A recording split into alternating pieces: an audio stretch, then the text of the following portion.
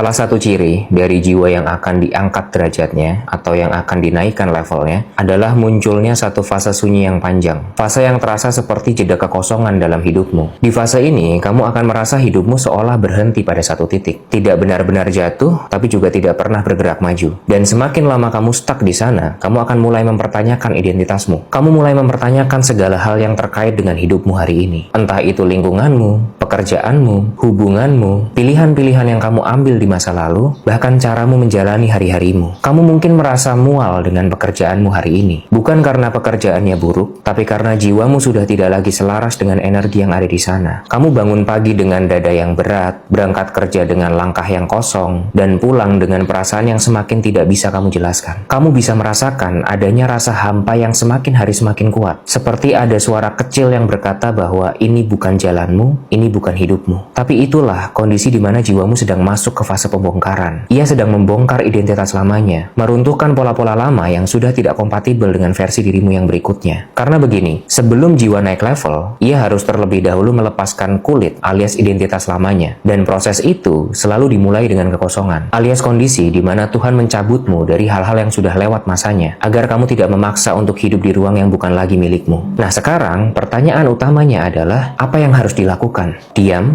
Menunggu pertanda dari Tuhan? Tidak, karena pertanda itu sudah diberikan. Dan ini bukanlah waktunya untuk diam, tapi ini adalah waktunya untuk kamu menggunakan hatimu. Mintalah fatwa kepada hatimu, karena hatimu tahu persis mana yang akan menuntunmu kepada kebaikan. Kalau hatimu berkata kamu harus berhenti dari apapun yang kamu kerjakan sekarang, berhentilah. Kalau hatimu berkata kamu harus keluar dari pekerjaanmu, keluarlah. Dan kalau hatimu berkata ada habit yang harus kamu ubah, ikuti dan lakukanlah perubahan itu. Satu langkah kecil saja sudah cukup untuk membuat perubahan besar dalam hidupmu. Lalu sisanya, biarkan Tuhan yang menuntun jalannya. Karena pada akhirnya, yang bisa mengangkat derajatmu hanyalah dirimu sendiri lewat free will yang kamu miliki.